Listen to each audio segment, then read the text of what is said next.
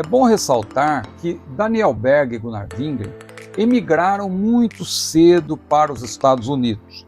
E eles se conheceram, na verdade, em Chicago, ali em 1909. Eles não se conheciam na Suécia. Eles só foram se conhecer em 1909 em Chicago. Há muitas pessoas que pensam que Daniel Berg e Gunnar Wingren foram aos Estados Unidos, especialmente para buscar lá o avivamento. Não, eles foram para lá trabalhar. Eles foram lá devido àquela febre que havia de que nos Estados Unidos havia grandes oportunidades. Eles então, no caso de Daniel Berg, muito cedo, aos 18 anos, foi para lá. Gunnar Wingren, que era mais velho, nasceu antes, né?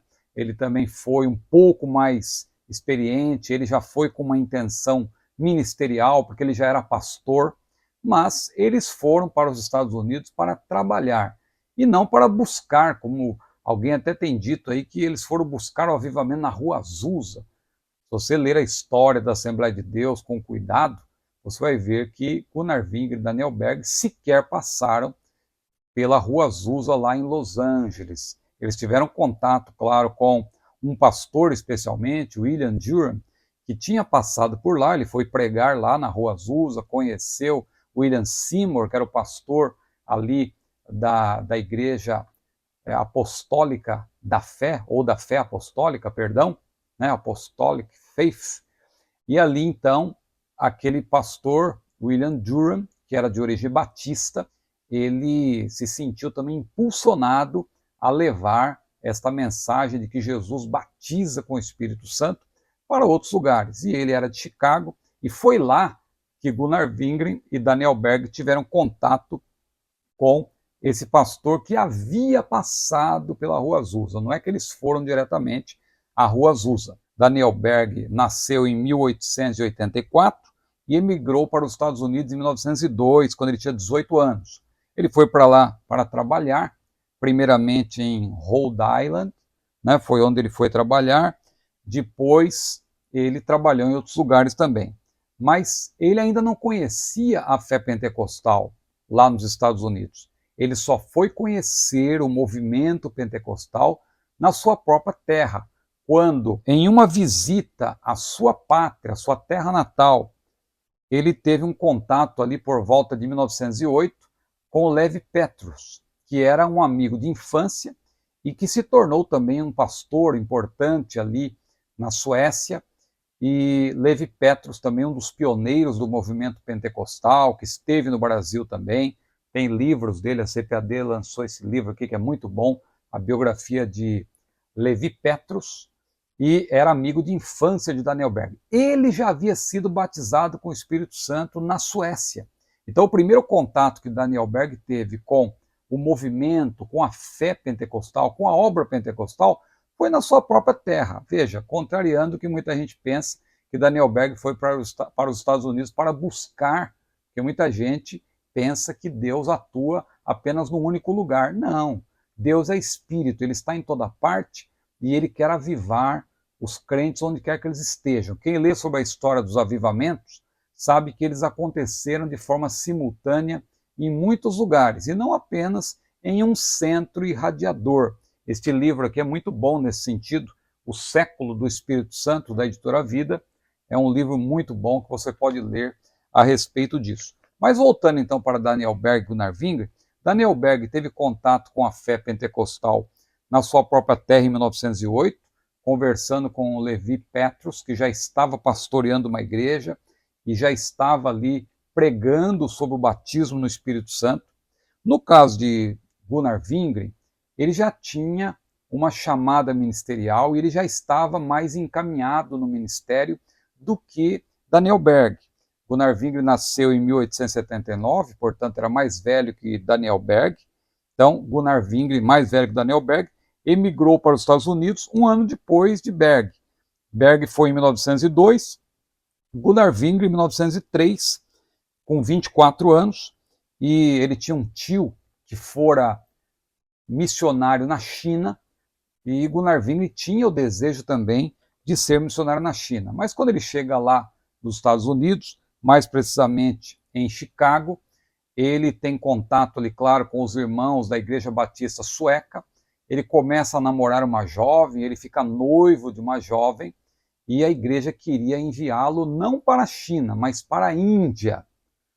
Gunnar Wingren não sentiu no seu coração a direção de Deus para ir para a Índia, acabou, na verdade, desfazendo o noivado com aquela moça, e mais tarde, eu estou resumindo bem a história, ele se tornou pastor em uma cidade de Indiana, ou seja, South Bend. Ele foi para essa cidade para ser pastor. A essa altura ele já conhecia Daniel Berg, porque ali por volta de 1909, eles, em Chicago, tiveram um encontro e conversaram sobre a fé pentecostal. Daniel Berg já era batizado no Espírito Santo também, Gunnar Wingren também, eles estavam juntos buscando mais poder da parte de Deus. E naquela ocasião, numa daquelas reuniões que aconteciam sempre aos sábados, diz a história que um pastor de nome Adolf Uldini entregou uma mensagem para Gunnar Wingren dizendo que ele seria missionário em um lugar chamado Pará. Até então, Gunnar Wingren e Daniel Berg nunca tinham ouvido falar que havia um lugar chamado Pará, mas Gunnar Wingren foi à Biblioteca Municipal de Chicago, ali pediu um atlas, e quando ele foi verificar, ele viu que no litoral norte do Brasil havia um lugar chamado Pará. Ele e Daniel Berg, então, encurtando bem a história, colocaram no seu coração o desejo de vir para o Pará. A profecia do irmão Uldini, na verdade, foi bem mais detalhada, e que menciona, inclusive, o nome da futura esposa de Gunnar Wingren, que seria a Frida Wingren. No caso, o profeta de Deus mencionou o sobrenome da jovem, sobrenome dela quando ela era solteira. E então, Gunnar Wingren estava desejoso de vir para o Brasil, mas antes ele foi para uma cidade chamada South Bend para ser pastor ali. Daniel Berg, que trabalhava com fundição, ele acabou deixando o seu trabalho em Chicago e foi também para South Bend para ali ajudar Gunnar Wingren, e de lá eles firmaram o desejo de vir para o Brasil, Foi a partir dali. Foi então que eles conheceram também William Duran. É um nome importante que a gente precisa mencionar. Eles partiram lá, vou retomando a história que eu falei no início, eles saíram de Chicago, porque na verdade eles estavam em South Bend, Indiana, mas eles foram para Chicago porque eles receberam a bênção da igreja. O pastor da igreja era William Duran. William Duran foi um homem que teve contato com o movimento da Rua Azusa, mas depois, anos mais tarde, em 1911, ele acaba rompendo com a Rua Azusa. Por quê? Porque a Rua Azusa defendia a ideia do terceiro bencismo. Já William Duran começou a defender uma ideia que era a ideia da obra consumada. William Duran, ele pregava que, e essa é a nossa pregação também, que Jesus consumou tudo na cruz. Quando Jesus disse está consumado, a pessoa que crê em Cristo, ela já é salva, ela já é santificada no momento da salvação. E a bênção do batismo do Espírito Santo já está à disposição dela. Claro, tem que ser buscada essa bênção. É um revestimento de poder, mas já está à disposição da pessoa. Então, é a teoria ou a teologia da obra consumada. E quando William Duran começou a defender isso, que ele voltou à Rua Azusa em 1911, no momento em que William Seymour estava viajando, mas ele foi convidado para pregar, ele chegou lá para pregar sobre isso, a igreja não recebeu bem, William Seymour voltou depressa da sua viagem, rompeu com William Duran, infelizmente houve esse rompimento, mas o que acabou prevalecendo para nós hoje foi o pensamento de William Duran, que é um pensamento bíblico, de que realmente a obra já foi consumada, Jesus já morreu por nós, e nós estamos salvos e já desfrutamos da obra santificadora do Espírito desde o primeiro momento da salvação. O Espírito Santo já está em nós. Porque uma coisa é a água estar no copo, outra coisa é o copo estar dentro de uma vasilha maior com água. Quando a pessoa recebe Jesus, a água já está no copo, o Espírito Santo já está nela. O mesmo Espírito testifica com o nosso espírito de que nós somos filhos de Deus. Agora, o revestimento de poder é quando a água é um mergulho, né, o batismo, quando o copo é mergulhado num recipiente maior, aí sim a pessoa é revestida de poder, não para ser salva, mas para realizar melhor a obra para a qual ela foi chamada, sobretudo evangelizar.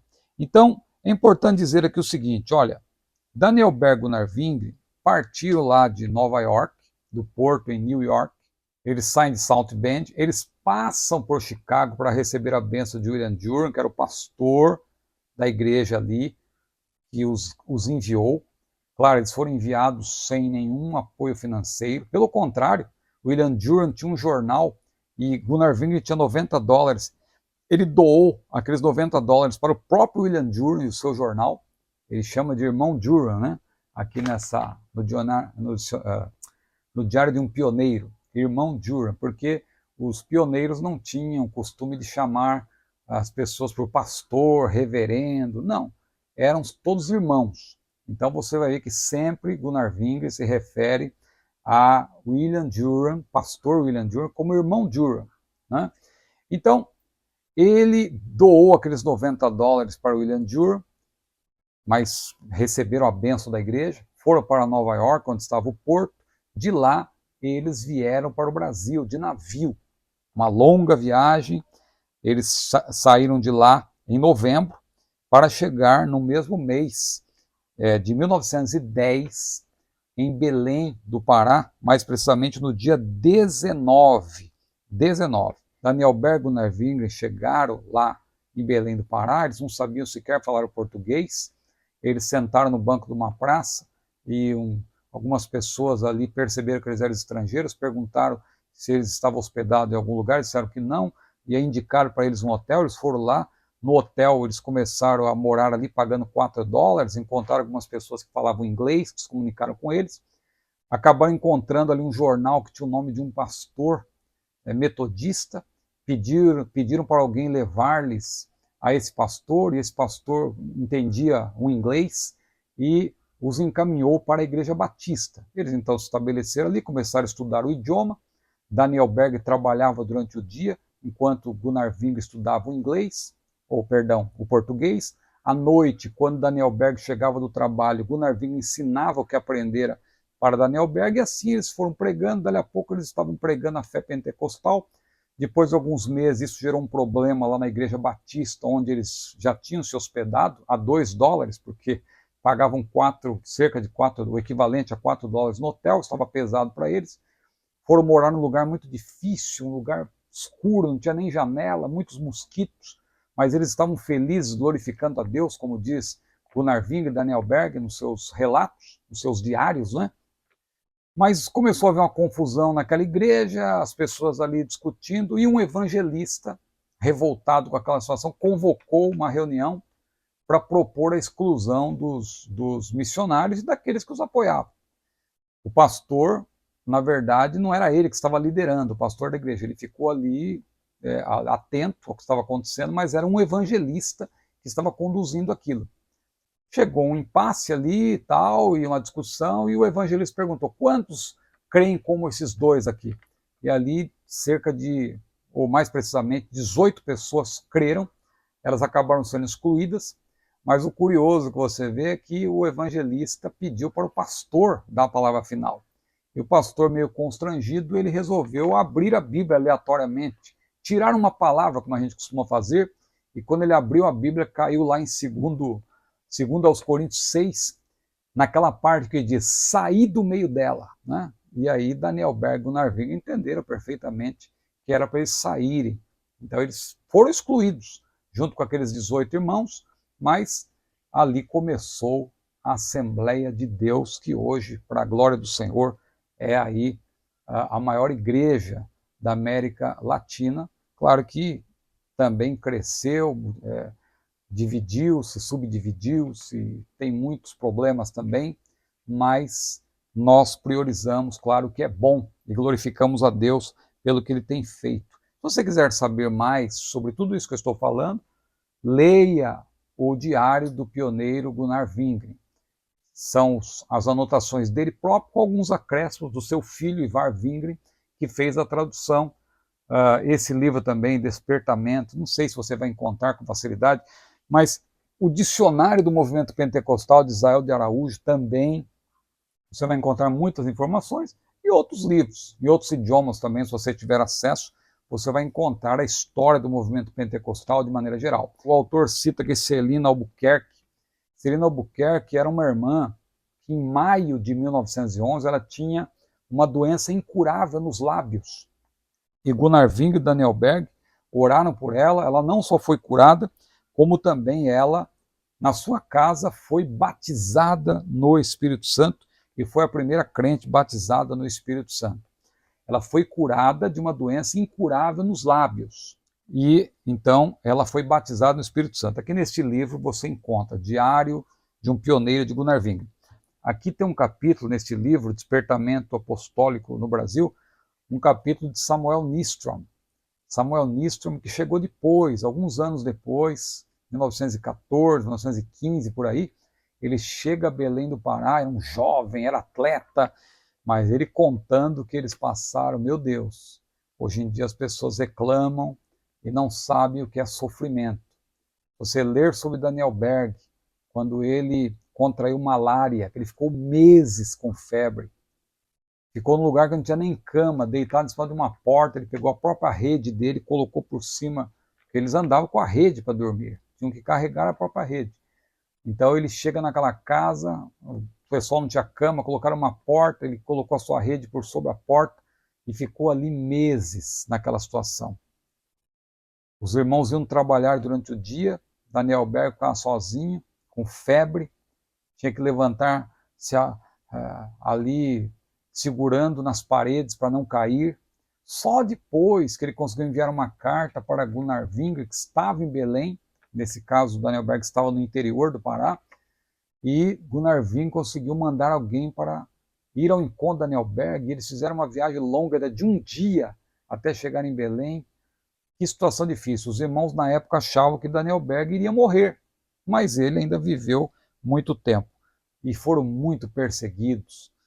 É importante você ler a perseguição, ameaça de morte, e capangas ali de determinadas igrejas, né, que queriam a destruição deles. Infelizmente, o catolicismo romano se voltou contra eles, mas as próprias igrejas tradicionais, históricas, se sentiram incomodadas e perseguiam também os missionários, então eles sofreram muito, debaixo de perseguição.